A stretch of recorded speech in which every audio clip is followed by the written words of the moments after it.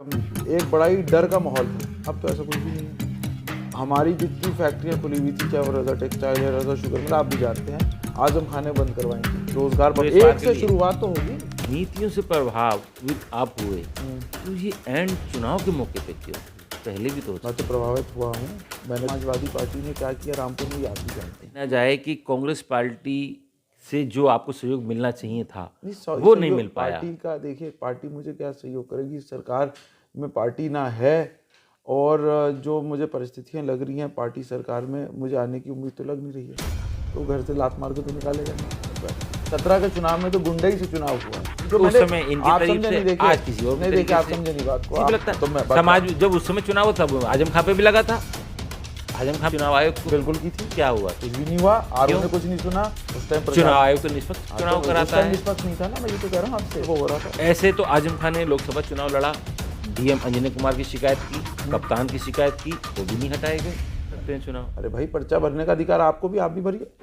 नहीं, आप मैं तो पर्चा किस पार्टी से आप भी, कौन आप पार्टी में टिकट देगी? कौन पार्टी टिकट देगी मुझे? आप एक इंडिपेंडेंट कैंडिडेट होने का पर्चा भर सकते हैं। मेरे पास तो वोटर भी नहीं है। अरे भाई, पैसा भी नहीं है, कैसे लड़ूंगा? पर्चा भरने का आप लोग तो पैसे वाले हैं। नहीं, आप लोग पैसे वाले, हमारे परिवार हम तो गरीब लोग हैं, हम कैसे पर्चा भरेंगे, कैसे चुनाव लड़ेंगे? 900 करोड़ रुपए यूनिवर्सिटी में क्या आपके हैं? तो किसकी कंपनी? ऑन रिकॉर्ड मैं कह रहा हूँ जी, ऑन रिकॉर्ड, इसका एविडेंस भी है, प्रूफ भी है।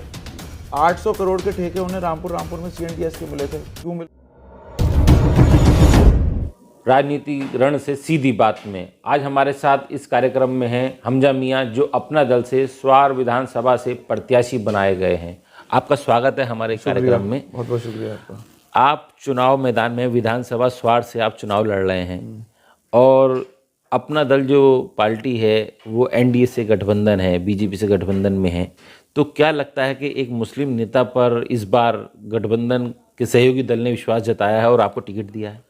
देखिए, सबसे पहले तो मैं 73वें गणतंत्र दिवस की सभी को शुभकामनाएं और एवं बधाई देता हूं। अब आप बात कर रहे हैं टिकट की, तो मुझे ये लगता है, देखिए, ये जो भी फैसले होते हैं ये पार्टी के होते हैं। मैं तो अपनी पार्टी की राष्ट्रीय अध्यक्ष श्रीमती अनुप्रिया पटेल जी का दिल की गहराइयों से धन्यवाद देता हूँ, आशीष जी का, कि उन्होंने मुझे ये मौका, ये अवसर प्रदान किया है। और जहाँ तक एनडीए अलायंस की बात है, मैं अपने हमारी जो गठबंधन पार्टी है भारतीय जनता पार्टी का भी धन्यवाद देता हूँ, सभी का धन्यवाद देता हूँ कि उन्होंने मुख्यमंत्री जी का, प्रधानमंत्री जी का, गृह मंत्री जी जेपी नड्डा जी, प्रदेश अध्यक्ष जी, हमारे दोनों मुख्यमंत्री जी और मेरी बंसल जी, जिन्होंने मुझे ये मौका दिया है कि उन्होंने ये सीट हमारी पार्टी को दी है।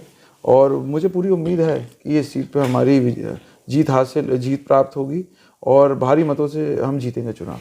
अच्छा, जिस तरीके से आप स्वार विधानसभा से चुनाव लड़ रहे हैं जी, और ये आपका पहला चुनाव है, आपके सामने अब्दुल्ला आजम का टिकट हो गया है समाजवादी पार्टी से, लेकिन आप इसको किस रूप में देखते हैं? क्योंकि जब अब्दुल्ला आजम स्वार विधानसभा से लड़े थे और आपके फादर वहाँ से लड़े थे, तो आपके फादर वहाँ से चुनाव हार गए थे और अब्दुल्ला आजम रिकॉर्ड तौर वोटों से जीते थे। तो आप किस रूप में देख रहे हैं इस समय इस चुनाव को, कि ये चुनाव आपके लिए कितना संघर्षपूर्ण? एक बात बताऊं मैं, देखिए, 17 के परिणाम बहुत अलग थे। समाजवादी की सरकार मौजूदा में थी, इनके एक सीओ थे आले हसन, जो आप भी जानते हैं, आप रामपुर के हैं, एसपी से ज़्यादा पावर रखते थे। पूरा प्रशासन इनको चुनाव लड़ा रहा था, और जो उस टाइम के प्रशासनिक अधिकारी हैं वो इनके साथ जगह जगह चुनाव मैदान में खुद टहल रहे थे। हमारे लोगों पर नाजायज़ मुकदमे लगाए गए थे, फर्जी मुकदमे लगाए गए थे, और अखिलेश यादव जी आ गए थे, 3 बार उन्होंने स्वार टांडा को गोद ले लिया था, और एक बड़ा ही डर का माहौल था। अब तो ऐसा कुछ भी नहीं है। अब 2 साल पब्लिक, ये 2 साल तो विधायक रहे, 2 साल में पब्लिक इनके पास काम के लिए गई है। तो इन लोगों का रवैया, जैसे आजम खां का तो ये होता है कि बिना सरकार के वो सीधे मुँह कहते हैं कि मेरी सरकार नहीं है, मैं कुछ कर नहीं सकता। तो देखिए, निधि तो हर किसी को लगानी पड़ती है, चाहे प्रधान हो या विधायक हो या सांसद हो या जिला पंचायत सदस्य हो। प्रस्ताव तो उन्होंने भी भेजे। अरे मैं प्रस्ताव तो भेजे कब है? जब चुनाव आ रहे हैं तब। प्रस्ताव की बात नहीं कर रहा हूँ मैं। जब ये जेल से बाहर थे, नरपत नगर की तोड़ाई हो रही थी, वो लोग गए। चाहे तोड़ाई होती ना होती, लेकिन ये तो होता कि पब्लिक का साथ दिया होता। एक लड़की का मैटर था जालपुर में, एक महिला का, एक हमारी का मैटर था, उसमें लोग इनके पास, अब्दुल्ला के पास गए, इन्होंने ये कहा कि मेरी सरकार नहीं है, हम पे खुद इतने मुकदमे हैं। तो जो आदमी अपनी खुद जो ये बात जनता से कह रहा है, वो किस तरीके का जनप्रतिनिधि है? अच्छा, जिस तरीके से अब आप देख रहे हैं कि आपकी स्वार विधानसभा में आपको क्या लगता है कि किस चीज़ की कमी है? वहाँ उद्योग जो थे, देखिए, मैंने बताऊं आपको, मेरे परिवार ने सबसे ज़्यादा जो है ध्यान दिया है, एक तो एजुकेशन पे और एक दिया है रोज़गार पे। हमारी जितनी फैक्ट्रियां खुली हुई थी, चाहे वो रज़ा टेक्सटाइल है, रज़ा शुगर मिल, आप भी जानते हैं, आजम खान ने बंद करवाई थी। रोजगार पब्लिक से छीना था। मैं चाहता हूं अपनी विधानसभा में फैक्ट्रियों की उपलब्धि करवाना। नहीं, ये रामपुर विधानसभा की सीट की आप बात मैं कर बात रहे हैं, कर रहा रजत हूँ स्वार टेक्सटाइल। टांडा में रोजगार। देखिए, रामपुर विधानसभा सीट की बात नहीं हो रही है। अगर जिले में फैक्ट्रियां लगी हैं तो उसमें तो हर जिले का हर आदमी रोजगार प्राप्त करेगा, कोई एक विधानसभा का करेगा। अच्छा, चलिए, आप मैं जिले की चाहता बात हूं मेरी कर रहे हैं। विधानसभा में एक ना एक फैक्ट्री की उपलब्धि तो कराई जाए। आपने क्या रोड मैप तैयार किया? मेरा विकास है रोड मैप। नहीं, एक रोड मैप में होता है कि आपके स्वार विधानसभा में शिक्षा एक प्राथमिकता होती है। देखिए, मैं चाहता हूँ एक तो एक हॉस्पिटल की व्यवस्था कराई जाए, एक मैं चाहता हूँ फायर ब्रिगेड की व्यवस्था कराई जाए, एक मैं चाहता हूँ फैक्ट्री कम से कम एक लगाई जाए। क्या ठीक एक है? फैक्ट्री पूरे स्वार एक के से लिए? शुरुआत तो होगी। आप शुरुआत तो एक से करेंगे। क्या एक से शुरुआत होगी, एक नहीं, एक से तो हम शुरुआत करेंगे। हम चाहेंगे मतलब कम से कम 8-10 फैक्ट्रियां तो हों, जिससे जगह जगह के लोगों को रोजगार मिले। ये हम चाहते हैं, विकास।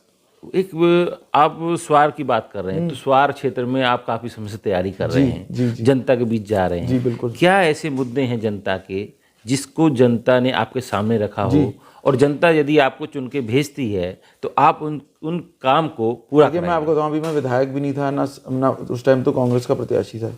मैंने जिद्दोजहद करी, कोशिश करी। कुछ गांव हैं जैसे खेमपुर है, वहाँ सड़क डलवाने का मैंने काम करवाया। जिला प्रशासन ने सहयोग किया, मैंने उनको ही बात रखी, उन्होंने डलवाई। मुकरमपुर में एक पुलिया थी, मैंने डलवाई। स्वार के गांव हैं। लामा खेड़े में सड़क की बात आई थी, उसमें हमने आवाज़ उठाई। हमने लोधीपुर नायक में करा, हमने मिलक नौकरीद में करा। लालपुर के पुल के लिए हमने भी लखनऊ में आवाज़ उठाई, आज वो पुल बनने जा रहा है। तो कहने का मकसद ये है आप लोगों से कि जो लोगों के बीच में रहा हूँ, लोगों की देखिए जगह जगह की अलग अलग समस्या हैं। बहुत सी चीज़ें होती हैं, जब आप विधायक होते हैं अपनी दीदी से कर पाते हैं, सरकार में होते हैं तो उसका बड़ा फ़र्क पड़ता है। तो जो उनकी समस्याएं देखिए, उनके बीच में रहा हूँ, मैंने काम किया। अच्छा, बात करें, आपको कांग्रेस से टिकट हो गया था जी, तो आखिरी पड़ाव पे आपने कांग्रेस मैं क्यों आपका छोड़ी? जवाब का जो सवाल पूछा उसका जवाब मैं दे दूं। देखिए, मैं अपनी पार्टी के राष्ट्रीय अध्यक्ष श्रीमती अनुप्रिया पटेल जी की नीतियों से प्रभावित हुआ हूँ। जिस तरीके से ये सरकार ने काम किया है, चाहे कोरोना काल में काम किया हो, राशन बांटने का काम किया हो, हमारी लालपुर की पुलिया का काम किया हो, और बाढ़ आई हमारी विधानसभा में, उसके लिए जगह जगह सबको मुआवजे देने का काम किया। मैं उनकी नीतियों से, जिस तरीके से हमारी सरकार मुख्यमंत्री जी की, श्री योगी आदित्यनाथ जी की सरकार रही है, उनकी नीतियों से प्रभावित हो। अच्छा, नीतियों से प्रभावित आप हुए, तो ये एंड चुनाव के मौके पे क्यों हुए? पहले भी तो हो मैं तो प्रभावित हुआ हूँ, मैंने काम किए हैं। आप उपचुनाव में बसपा के दामन थामे हुए थे? नहीं, मैं नहीं था बसपा का। वो तो मेरे पिता वालिद साहब चुनाव लड़े थे। मैं कोई सियासत में सक्रिय थोड़ी। अच्छा, आप उनके साथ थे? हाँ। अच्छा, उसके बाद आपने कांग्रेस मैंने ज्वाइन सिर्फ की? कांग्रेस में था जी। कांग्रेस में मैं उम्मीदवार बना। मुझे लगा मैं जनता की सेवा ठीक तरह से कर नहीं पा रहा हूँ। जी जी। तो मैंने जो जनता के हित में फैसला बेहतर समझा। कांग्रेस की बात करें तो जिस तरीके से कांग्रेस को लोग छोड़ के जा रहे हैं, क्या आपको लगता है कि कांग्रेस कहीं ना कहीं कमजोर हुई, इसलिए आपने दल बदला? मैंने क्या कहा आपसे, मैंने कहा जो मेरे जनता के हित में बेहतर था, मैंने वो फैसला उठाया। नहीं, मुझे लग रहा था कि मैं उधर से उन लोगों की वो मदद नहीं कर पा रहा हूँ। ऐसी क्या वजह थी? कांग्रेस पार्टी नेशनल पार्टी है। नेशनल पार्टी है, लेकिन मेरा मानने का मकसद ये है कि देखिए, मैं किसी की बुराई करूं, अच्छाई करूं, मुझे ये गिनना है जो मेरी पार्टी की और मेरी सरकार की अच्छाई, मैं वो बताना चाहता हूँ। समाजवादी से आप देखिए, समाजवादी की बात रही तो समाजवादी पार्टी ने क्या किया रामपुर में, ये आप भी जानते हैं। बात करते हैं, कांग्रेस बहुत बड़ी पार्टी है। जिस तरीके से प्रदेश में प्रियंका जी आई, देखिए, मुझे नहीं लग रहा था पार्टी का वो फर्क। जैसे मैं अपनी विधानसभा के लोगों की काम नहीं कर पा रहा था, मुझे लग रहा था कि मुझे मतलब उन लोगों की मुझसे बहुत उम्मीदें हैं। तो उम्मीदों पे खरा उतरने के लिए जो मुझे जनता के हित में बेहतर लगा, मैंने किया। मतलब ये माना जाए कि कांग्रेस पार्टी से जो आपको सहयोग मिलना चाहिए था वो नहीं मिल पाया। पार्टी का देखिए, पार्टी मुझे क्या सहयोग करेगी? सरकार में पार्टी ना है, और जो मुझे परिस्थितियां लग रही हैं पार्टी सरकार में, मुझे आने की उम्मीद तो लग नहीं रही है। और मुझे जो लग रहा है कि हमारी जो सरकार है वो अब भी विश्व में सरकार है, और आने वाले वक्त में फिर 300 पार की सरकार बनेगी। ऐसा क्यों लग रहा है कि आपको कि कांग्रेस की सरकार नहीं आ पाएगी और भारतीय जनता पार्टी की सरकार आएगी? एनडीए ने काम किया है, एनडीए की लोगों की सपोर्ट है।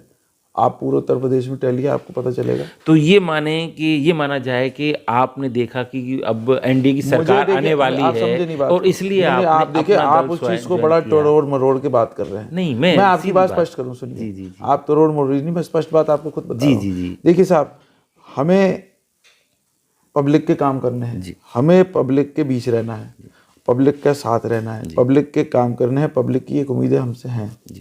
तो जो पब्लिक के हित में बेहतर होगा हम वही तो करेंगे। अच्छा, मान अगर हम वो नहीं करेंगे तो पब्लिक, फिर हम काम कैसे कर पाएंगे पब्लिक का? आपकी बात से हम सहमत हैं कि जो नेता होते हैं वो पब्लिक के हित के लिए ही पार्टियों को बदलते हैं। मैं पार्टियां बदलने की, जो नेता हैं आप उनसे बात करिए।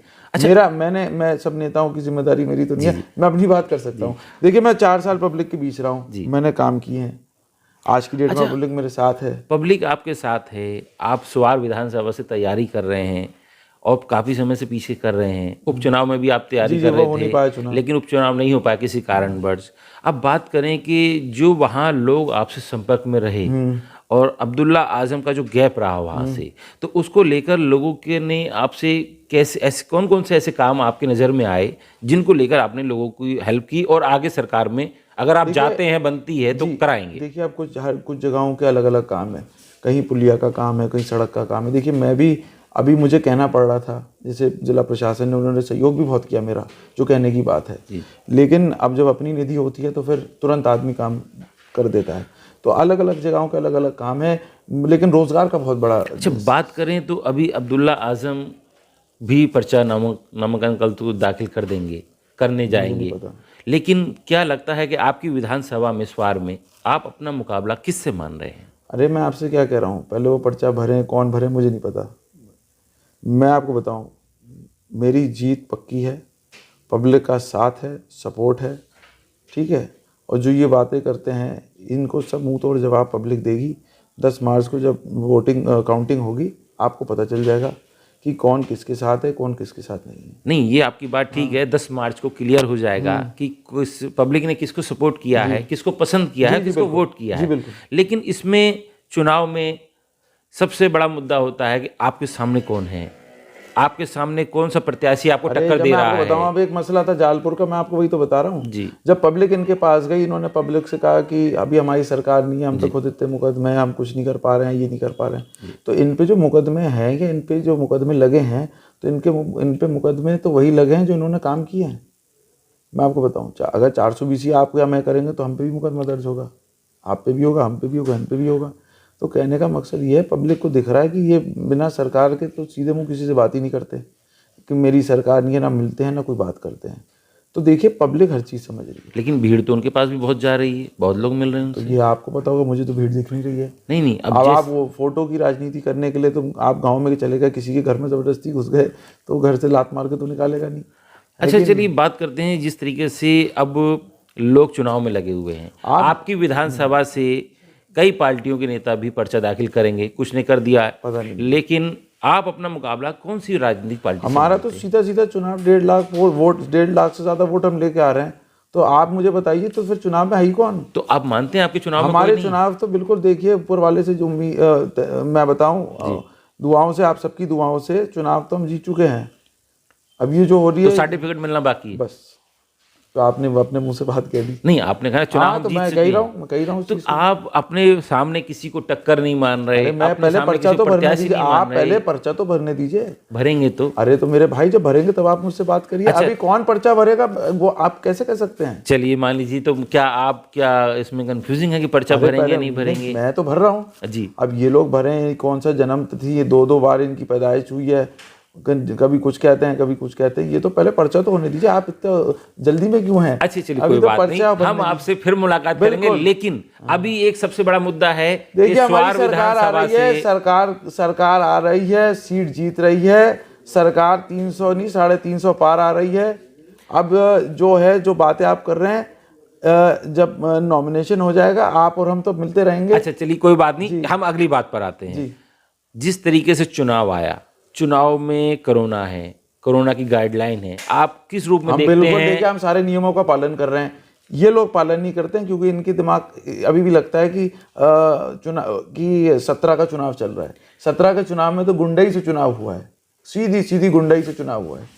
तो किसने करी गुंडई? समाजवादी ने करी गुंडई, आप भी तो मौजूद थे। 17 में, अब 22 चल रही, तो सरकार बीजेपी की आई। तो इन्हें यही तो लग रहा था ना कि गुंडई अब भी कर पाएंगे, लेकिन प्रशासन सख्त है, हर किसी पे सख्त है। नहीं, सरकार तो बीजेपी की आई, तो गुंडई कैसे होगी? तो अब गुंडई खत्म हो गई। 17 के चुनाव की बात हो रही है, 17 में जब चुनाव आता है तो सरकार किसी की नहीं होती। अरे मेरे भाई, तो इनके जो सीईओ थे, जो आले हसन थे, वो तो ये तो उन्हीं के हिसाब से काम कर रहे थे, प्रशासन तो इन्हीं का चल रहा था।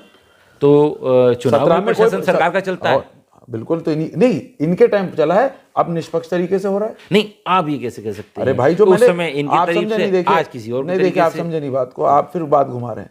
17 में इनके हिसाब से, इनके दबाव में डरा के धमका के प्रशासन से इन्होंने काम करवाए। अब ना कोई डरा पा रहा है प्रशासन को, अब निष्पक्ष काम कर रहा है। योगी जी की सरकार, इस सरकार में गुंडा ही नहीं है भाई। अच्छा, आप सरकार चलिए, आप मुझे एक जिला बताइए जहाँ बदमाशी से काम चले हैं, या एक आदमी की चली है इधर। चलिए आपकी बात हम मान लेते हैं कि बदमाशी नहीं चल रही, आपकी बात मान लेते हैं। कल एक बीजेपी के नेता हैं जिन्होंने नॉमिनेशन भरा है बिलासपुर से विधानसभा से, बलदेव सिंह ओलक, लॉकडाउन का उन्होंने उल्लंघन किया है। अरे भाई, उनके खिलाफ मुकदमा दर्ज हुआ 80 लोगों अच्छा के चलो आपकी बात, आप ही की बात मैं बड़ी कर लेता हूँ। अब वो बीजेपी के प्रत्याशी हैं जी, राइट जी, आपने कहा अब मुकदमा उन पे भी लग गया जी, ठीक है, तो यही तो है निष्पक्ष। तो मुकदमा तो हर किसी पे लगता है। तो समाज जब उस समय चुनाव होता, आजम खां पे भी लगा था, आजम खां पे भी लगा था उस समय। और जो सीईओ आले हसन जो लोगों के घर जाके उनको उठा रहे थे, और खनन के, अवैध खनन के, एनडीपीएस के 307 के मुकदमे लगा रहे थे, पुलिस उठा रही थी। आप चुनाव लड़े थे उस समय? मेरे वालिद लड़े थे, मैं तो था। उन्होंने शिकायत की थी? हाँ बिल्कुल की थी, चुनाव आयोग को बिल्कुल की थी। क्या हुआ? कुछ भी नहीं हुआ, आरओ ने कुछ नहीं सुना उस टाइम। चुनाव आयोग तो निष्पक्ष चुनाव कराता है। निष्पक्ष नहीं था ना, मैं ये तो कह रहा हूँ आपसे। तो क्या चुनाव आयोग सरकार की मानता है? नहीं, ये जब गुंडाई कर रहे थे, डरा रहे थे, धमका रहे थे, हमारा कहना ये है कि जब चुनाव आयोग चुनाव कराता है तो उसका किसी भी पार्टी से कोई मकसद नहीं होता। तो ये आप वो निष्पक्ष कराता है। आप मानते हैं? नहीं, अब जाके निष्पक्ष करा रहे, पहले नहीं था निष्पक्ष। आप बात ही नहीं समझ रहे हैं। नहीं, आपने शिकायत राज्य सूचना आयोग में की होगी, केंद्र सूचना आयोग में की होगी। सिर्फ नाम के लिए एक्शन हुआ था। आले हसन को हमने हटाने के लिए कहा था, नहीं हटाया था। आप तो थे स्वार में जी, आपने कवर किया था 17 का चुनाव। कवर तो हमने किया। हाँ, तो नहीं हटे, मैं भी तो कह रहा हूँ नहीं हटे। तो आप मानते हैं कि चुनाव आयोग ने उस पर एक्शन उस टाइम नहीं लिया था। उस टाइम एक्शन ही नहीं ले पा रहा था। जो ये कह रहे थे वो हो रहा था। ऐसे तो आजम खान ने लोकसभा चुनाव लड़ा, डीएम अंजनी कुमार की शिकायत की, कप्तान की शिकायत की, वो भी नहीं हटाए गए। तो वो चुनाव आयोग तो लेकिन चुनाव तो जीते। या अंजनी कुमार सिंह जी ने या जो कप्तान थे उन्होंने कौन से किस आदमी पर नाजायज मुकदमा लगाया, किसको नहीं, वो तहरीरों में अपनी कहा उन्होंने कि 70,000 रेड कार्ड जारी कर दिए। 70,000 रेड कार्ड जारी कर दिए आजम खान ने अपनी तकरीरों में कहा। तो झूठे हैं, उन्होंने झूठ की राजनीति करी है, बेवकूफ़ बनाने की राजनीति करी है। तो ये सब बातों को, इन बातों को आप छोड़िए। अब उनकी मैं बात ही नहीं कर रहा, वो अभी जेल में है। अब जेल से पर्चा भर रहे हैं, तो हर किसी का अधिकार है पर्चा भरने, लड़ सकते हैं चुनाव। अरे भाई, पर्चा भरने का अधिकार आपको भी, आप भी भरिए। नहीं, आप मैं पर्चा किस पार्टी से आप भी, आप पार्टी में टिकट देगी? कौन पार्टी टिकट देगी मुझे? आप एक इंडिपेंडेंट कैंडिडेट होने का पर्चा भर सकते हैं। मेरे पास तो वोटर भी नहीं है। अरे भाई, पैसा भी नहीं है, कैसे लड़ूंगा पर्चा भरने का? आप लोग तो पैसे वाले हैं। नहीं, आप लोग पैसे वाले, हमारे परिवार हम तो गरीब लोग हैं, हम कैसे पर्चा भरेंगे, कैसे चुनाव लड़ेंगे? मेरी बात आप समझे नहीं। पर्चा भरने का अधिकार हर किसी को है, चाहे वो गरीब हो चाहे अमीर हो। नहीं, पर्चा भरने के लिए पैसा चाहिए।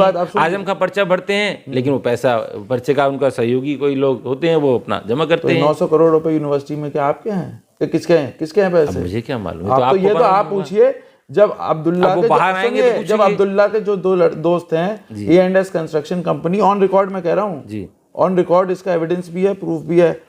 800 करोड़ के ठेके उन्हें रामपुर में CNDS के मिले थे। क्यों मिल गए थे? 1 साल पुरानी कंपनी को आप बना लो, मैं बना लूं कंपनी। जी, कैसे मिल जाएंगे ठेके? कौन लोग उसके ओनर थे? E&S कंस्ट्रक्शन कंपनी है, आप पता करिए जाके। क्या काम था उसका? CNDS के ठेके। और क्या कह रहा हूँ मैं? अच्छा, हाँ। तो अब मानते हैं कि अब्दुल्ला ने अपने करीबियों को काम दिया। 800 करोड़ के 800 करोड़ क्या उनके वालिद साहब के थे? सरकार के होंगे। तो 1 साल पुरानी कंपनी को कैसे दे दिए? ये तो होता ही है, सरकार जिसकी होती है वो करीबियों को काम देती है। नहीं, आप ऐसी बातें मत करिए। काम पैसा पब्लिक का है और सिस्टम के हिसाब से चलना चाहिए। आज अगर मैं सरकार में हूँ, मैं अपने, अच्छा, आप सरकार में आएंगे तो आप मैं अरे जो नियम अनुसार होता है वही तो आप करोगे। आप अपने टेंडर के लिए, अरे टेंडर के लिए तो हर कोई अप्लाई करेगा जी। 800 करोड़ के टेंडर तो मैं अपने आदमी को नहीं दे सकता। इस पत्रकारों को दिलवाएंगे। हाँ, पत्रकारों को टेंडर दिलवाएंगे। पत्रकार अप्लाई करें, टेंडर की एलिजिबिलिटी होगी तो टेंडर मिलेगा। नहीं, आप तो क्या पत्रकारों को सहयोग करेंगे आप? मैं तो हर किसी का सहयोग करता हूँ। नहीं, तो आप किसको टेंडर दिलाएंगे? हर पार्टी के नेता जो चुनाव लड़ाते हैं। आप पत्रकार बंधु बात समझिए, अभी आप इन चीजों को मत उलझाइए। अच्छा, जब हम अब भी सरकार में निष्पक्ष तरीके से काम हुए हैं, आगे भी निष्पक्ष तरीके से काम होंगे, चाहे मेरा विरोधी भी हो। अगर वो भी टेंडर डालेगा और वो टेंडर का हकदार होगा तो उसको टेंडर। मान लीजिए आपकी सरकार, आप चुन के जाते हैं, सरकार आपकी आ जाती है, अब विपक्ष के लोग टेंडर डालते बिल्कुल, अगर उनकी एलिजिबिलिटी है मिलेगा। हैं, तो क्या आपके साथ जो कार्यकर्ता है वो कहाँ जाएंगे? कार्यकर्ता अपना टेंडर भी भरेंगे, हर कोई अपना टेंडर भर सकता है, सबको अधिकार है। वो तो टेंडर कोई मंत्री थोड़ी ना देता है या कोई चुनाव आदमी, वो तो एक शासन का फैसला होता है, नियम होते हैं, उस नियम के अनुसार आप काम करेंगे। चलिए, ये थे हमारे साथ हमजा मियां, जिन्होंने कहा कि अब्दुल्ला आजम ने अपने दोस्तों को टेंडर दिलवाए, उनको काम कौन से गरीब दिलवाया। आदमी को टेंडर दिया है बताओ?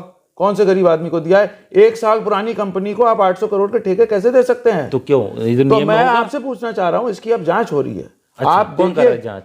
इसकी जांच तो मेरे ख्याल से इनकी शिकायत इनकम टैक्स में भी हुई है, ईडी भी करेगी जांच जो इन पे हो रहे हैं। हम तो चाहते हैं कि पब्लिक का पैसा, देखो पब्लिक का पैसा पब्लिक में लगे, जी, चाहे आप करें या मैं करूं, जी, जो गड़बड़ करेगा उसको सजा मिलेगी, XYZ बिल्कुल मिलेगी जो करेगा। तो हम भी इस चीज को कह रहे हैं, इसकी निष्पक्ष जांच हो कि 1 साल पुरानी कंपनी तो ये जांच चुनाव के वक्त नहीं, ये तो जांच पहले से शिकायत गई है, आपने की थी, हमने भी करी है और लोगों ने भी करी है। अच्छा, बात करें एक घर से 2 सियासी, तो आप एक काम करिए, पहले अखिलेश जी से जाके पूछिए जी, और जिन समाजवादी वाले हैं उनसे पूछिए, क्या जब मुलायम सिंह जी की बहू अपर्णा जी ने भी तो बीजेपी ज्वाइन करी है और मुलायम सिंह जी ने उनके सर पे हाथ भी रखा है। और मुलायम सिंह जी कौन है? समाजवादी पार्टी के संस्थापक हैं। हाँ। अखिलेश यादव तो संस्थापक नहीं थे, मुलायम सिंह जी थे, अखिलेश जी तो नहीं थे। तो आप पहले ही सवाल उधर जाके पूछिए और समाजवादियों में पूछिए। बाकी मेरे जो वालिद हैं वो वालिद ही रहेंगे, उनकी जो नीतियां हैं, तो उनकी सोच, इस चुनाव में उनकी नीतियां, उनकी सोच अलग है। अच्छा, आपको उनका बेनिफिट मिलेगा जो उन्होंने इतना काम किया अपने क्षेत्र में, जो लगातार विधायक वहां पे चुनाव लड़ते रहे, तो हमारे परिवार ने किया है, हमारे परिवार का एक नाम है, तो आज भी हर विधानसभा में हमारे परिवार से लोग जुड़े हुए हैं। आपका परिवार रामपुर में एक ऐसा परिवार है जिससे हर लोग वाकिफ, जिसको और जिस परिवार ने किसी को निजी नुकसान नहीं पहुंचाया। अच्छा, बात करें तो कहीं ना कहीं आपको परिवार का फायदा इस चुनाव में बिल्कुल मिलता है, बिल्कुल मिलता है कि यार अगर मेरे परिवार ने काम किए हैं तो तभी फायदा मिलता है। अच्छा, बात करें तो आपके वालिद वहाँ प्रत्याशी रहे, चुनाव लड़े, काफ़ी समय से रहे, और आपका सेंट्रल गवर्नमेंट भी कांग्रेस की थी, उस समय अच्छा पकड़ थी। उस समय आप लोगों ने लालपुर का पुल क्यों नहीं बनवाया? कहाँ थी? अच्छा एक बात बताओ, कब थी? मैं आपसे सवाल पूछा, लालपुर का पुल टूटा कब था? समाजवादी सरकार। कब, कौन से साल में टूटा था? ये बताइए, चलिए बताइए। 17। कौन सी सरकार थी 17 में? समाजवादी। और सेंटर में कौन सी सरकार थी? सेंटर में उसकी कांग्रेस की थी। कैसे थी? आप लग रहा है सियासत फॉलो नहीं कर पा रहे। बीजेपी। तो पुल तो बनवाया, तो पुल पिलर तो खड़े करे नहीं, तो पुल उन्होंने तोड़ा 2016 में तोड़ा पुल। अच्छा, चलिए 16 में तोड़ा। हाँ। ये पुल इतना टाइट था कि यहाँ पर 8-8 घंटे जाम लग जाता था। आप लोगों के द्वारा बनाया गया था, आपके नवाबी दौर में ये पुल बनाया गया था, जी। लोगों को जोड़ने के लिए। जी, बहुत अच्छा काम था, बहुत अच्छा पुल था, काफी आबादी उधर से इधर आती थी। हाँ, पहले देखिए, पहले जमाने में होता ये था, पहले जमाने के हिसाब से बनाया गया था जी। उस टाइम इतनी पॉपुलेशन नहीं थी, इतनी ट्रैफिक नहीं थी, इतनी भीड़। सुन लीजिए, ये जो आप बातें पूछना चाह रहे हैं, ये बातें आपको जो इंसान भला कर रहा है उससे मत पूछो। अच्छा, जिसने नुकसान किया उससे पूछो। चलिए, पुल आपने कहीं देखा है? अगर आप लखनऊ जाते हुए कुछ जगह पुल, नए पुल बन रहे हैं, पुराने भी मौजूद हैं जी। तो हम भी कह रहे थे नया पुल बनाओ, कोई दिक्कत थोड़ी ना है जी, आप बनाओ पुल। लेकिन अच्छा, क्या मानते हैं पुराना पुल तोड़ने क्या? अच्छा, उसका सामान कहाँ गया? पुराना पुल, चलो आप बताओ सामान कहाँ गया? पुराना आप तो कह रहे हो मजबूत था। हाँ, मानते हो मजबूत था, लेकिन अब डैमेज हो गया था। नहीं, डैमेज नहीं हुआ था, मानते हो मजबूत था। नहीं, एक लिमिट होती ना हर चीज की। अरे तो भैया मजबूत तो था, कितना भी पुराना हो। 3 रामपुर में गेट थे, वो भी खंडर हो रहे थे, खंडर थे, गिर रहे थे, लोग बताते हैं। तो आपने देखे थे गेट तो मैंने देखे थे। हाँ, तो खंडर थे वो। अब वो तो रिपेयरिंग होती रहती थी उनमें। फिर उसकी रिपेयरिंग होती है, कभी होती थी, कभी नहीं होती थी। सुनो, उसकी ईंटें निकाल के कहाँ गई? अभी तो आपको मालूम होगा। आप कहाँ थे उस टाइम? आपने कवर नहीं किया? मुझे तो नहीं मालूम। क्यों नहीं मालूम? आप तो हर चीज कवर कर रहे हैं। नहीं, मैं कवर करता हूँ। देखिए, यूनिवर्सिटी क्यों गई ईंटें? लालपुर के जो पुल से सामान निकला का, यूनिवर्सिटी क्यों? हमारे सामने तो नहीं गई। गया है, आप जाके देखिए। उसकी क्या पता किसने टेंडर दिया करके, सस्ता ऑक्शन करा के ले गए। बहरहाल आप ये बातें अब पब्लिक को फैसला लेने दीजिए। अब मुझे आपसे इतनी गुजारिश है कि आप जो सवाल हैं, आपसे मेरी इतनी गुजारिश है, जिसने नुकसान पहुंचाया उससे पूछा करो। हम उनसे भी पूछिए, जाके पूछिए, उनसे जवाब लीजिए कि पुल आप पुल एक नहीं, आप पुल 10 बनाओ, लेकिन नया पुराना तो नहीं टूटना चाहिए ना। या तो पुराना तोड़ रहे हो, नया बना दो कि पब्लिक को नुकसान न हो, उनका काम चलता रहे। और फिर आप अच्छा, अब जिस तरीके से 5 साल में पुल नहीं बन पाया, आधा पुल रह उसके गया। कारण है, ये चाह रहे थे वो पुल इनके यूनिवर्सिटी के पीछे जो 500 करोड़ की लागत से पुल बना, देखा है पुल जो यूनिवर्सिटी के पीछे लगभग 5 किलोमीटर का है, उस पर तो कोई सफर नहीं करता। करते हैं लोग, कौन करते हैं? कुछ लोग करते हैं, कौन से लोग करते हैं? कोई भी नहीं करता है। आप लग रहा है आपको इस चीज का इल्म नहीं है। कुछ लोग वहां पर टिकटॉक वीडियो खींचती हैं। वो पुल ज्यादा जरूरी था या लालपुर का? वो कहते हैं कि ये वो हमने पुल तो रास्ते ज्यादा बनाए जरूरी था हैं, या लालपुर का? दोनों पुल जरूरी है। नहीं तो ज्यादा हो जरूरी सकता है इसके लिए भी कोई मकसद हो, क्योंकि वहां पे डैम बन रहा है, नहीं तो कौन सा पुल ज्यादा जरूरी है? बैराज बन रहा है वहां अरे पर। भाई कौन सा पुल ज्यादा जरूरी है पब्लिक के लिए? पब्लिक तो लालपुर पे ज्यादा सफर करती है। बिल्कुल। तो पहले वो पुल बनना चाहिए था। बहरहाल वो चाह रहे थे वो दोनों पुल जुड़े। अच्छा मेरा मानना यह है उस पे लोगों की जमीनों पर अवैध कब्जे किए, जी, यूनिवर्सिटी सिकन खेड़े वालों को परेशान किया जिनके घरों के सामने दीवार खींच दी।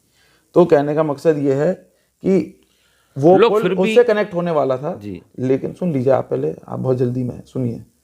वो पुल उस पर कनेक्ट होने जा रहा था। हमने ये बात कही कि पुल सीधा सीधा जुड़ना चाहिए, जल्दी जुड़ जाए, इस वजह से लेट हुई। हमने भी इसमें प्रयास किया। बहरहाल अब काम हो रहा है। अब मैं आपसे इजाजत चाहूंगा। अच्छा। मुझे मेरी बात सुनिए, अब मुझे जाना है विधानसभा, मुझे निकलना है। मैं आपसे चलिए, हमारी शुभकामनाएं हैं आपके साथ में। हम ये चाहते हैं कि जनता को नेता मिले और नेता ऐसा मिले जो जनता की समस्या का समाधान भी कर सके। बिल्कुल। हमें उम्मीद है कि जो भी जनता चुनेगी अपने हक में सही फैसला मैं भी यही लेगी। चाहूंगा कि आपसे जो मेरी उम्मीद है, आप एक पत्रकार भी हैं जी। आप पे कंधों पे एक जिम्मेदारी भी है। और मेरी सुन लीजिए, आपकी भी मैंने सुनी, अब आप मेरी भी सुन लीजिए जरा। आप पे भी एक जिम्मेदारी है और आप जो पब्लिक के हित में सवाल हो वो आप हर किसी से हमसे भी पूछिए और विपक्ष से भी पूछिए। हम दोनों से अच्छा, पूछेंगे। ये जो सवाल है ना, आप अपने सामने विपक्ष नहीं मान रहे हैं, लेकिन आपके सामने जो प्रत्याशी खड़ा होगा वो हर कोई होगा। वही तो हम मैं कह उससे रहा हूं। भी पूछेंगे। अरे मेरे भाई, जब नॉमिनेशन होके नॉमिनेशन क्लियर हो जाएगा तो पता चल जाएगा कि वो तो जितने भी हैं सभी विपक्ष होगा। जी, ठीक है, हम उनसे भी पूछेंगे। आज के कार्यक्रम में बस इतना ही। आगे फिर आपके सामने एक नई शख्सियत को लेकर पेश होंगे। राजीव वर्मा, रामपुर।